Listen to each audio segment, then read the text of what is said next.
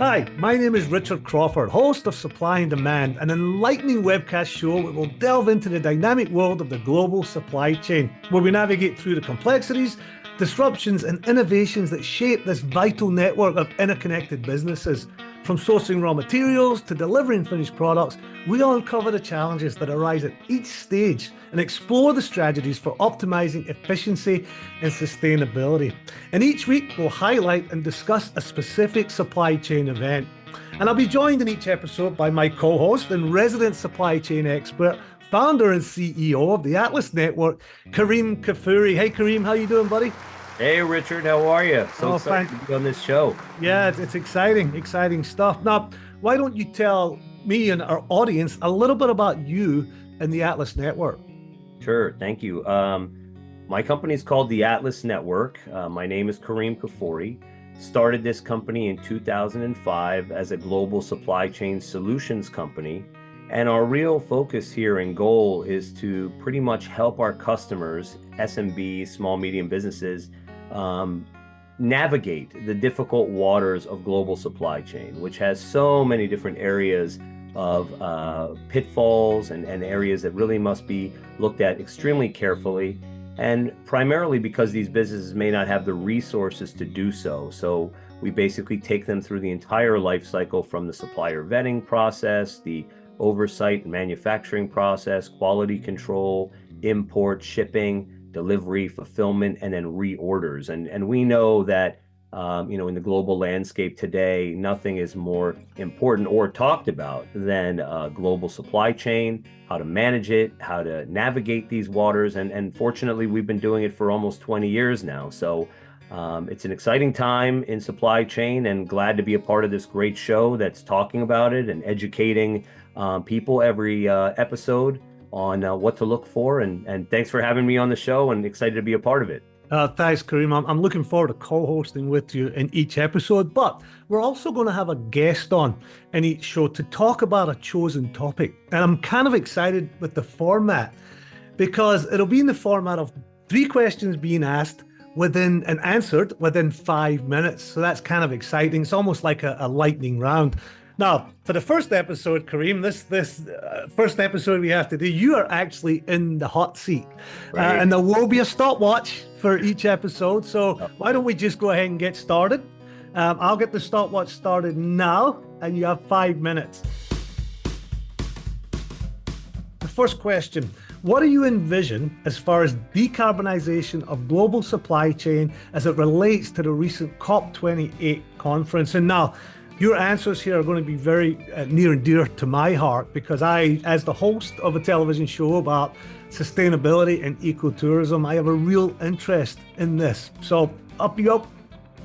Absolutely. Thank you, Richard. So, COP28, the Conference of Parties event that took place in Dubai, is extremely monumental time in supply chain, because you had some of the largest organizations in shipping, logistics, even oil companies like Aramco coming together with a unified goal in mind of zero emissions by 2050, right?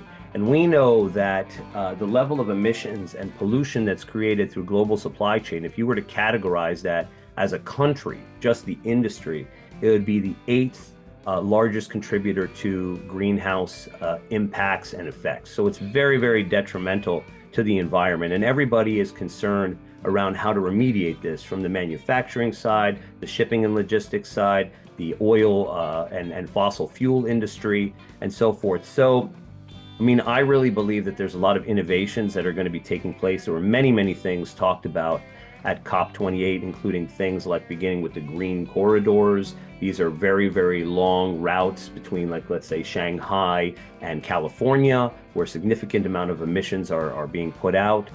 These are things such as the Inflation Act, which is being put into place by the Department of Energy, which looks at things like a $7 billion initiative around hydrogen hubs, and many, many other very exciting topics. So, we're all a part of this. We're very excited about the opportunities and the things that were talked about through this fraternity of sort of logistics and supply chain. And that's what I'm looking at, for question 1 here today. Good answer. Very, very insightful. All right, question 2. What do you see regarding future innovations in supply chain, technologies, the role of AI, etc.? I mean, this is a very, very exciting, but at the same time, somewhat controversial area and topic. I always kind of default back to Alan Turing, the famous British mathematician, who essentially says that when computers are not infallible anymore, then they stop being intelligent. And the reason why that is because, it's in the mistakes that we actually gain a significant level of innovation. And by not always having the right answer, the square peg doesn't fit into the round hole, and then we have to then figure it out. And where does sort of AI play a role in this?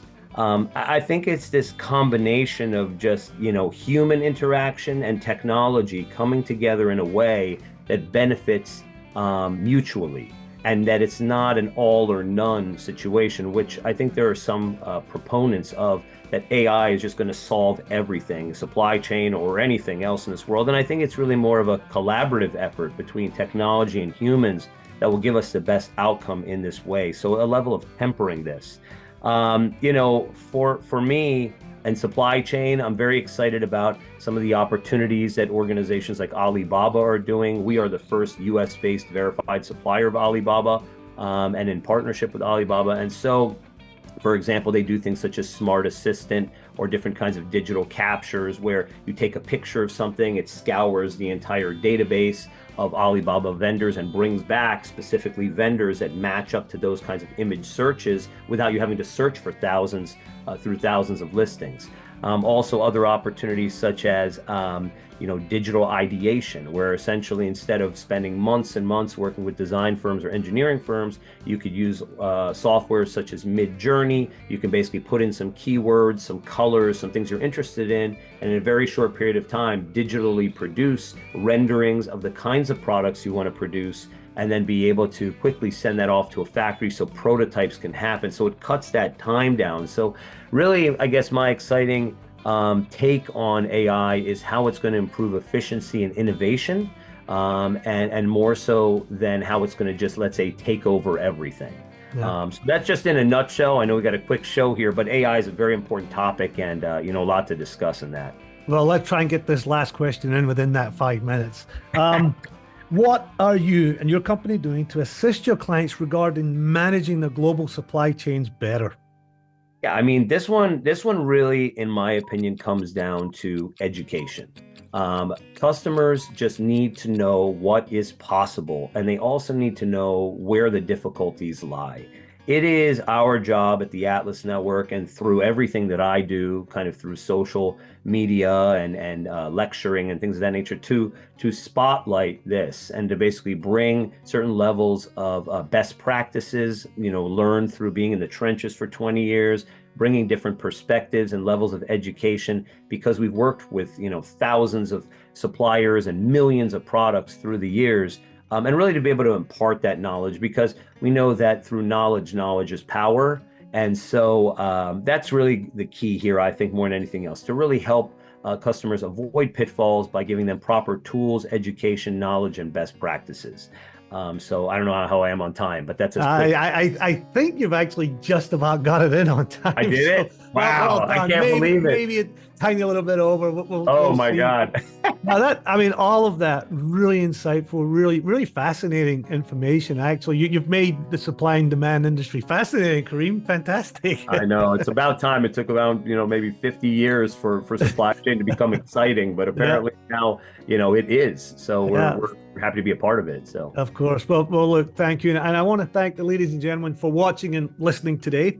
And just a reminder that each week we'll have a very special guest on to continue our conversation in the fascinating world of the global supply chain. So don't forget to follow us on our LinkedIn and YouTube pages at the Supply and Demand Show. And Kerim, would you like to say something as we head out?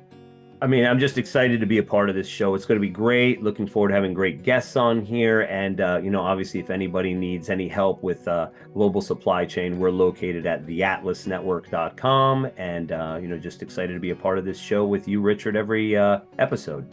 Thanks, guys. We'll see you soon. Thanks again. Talk to you.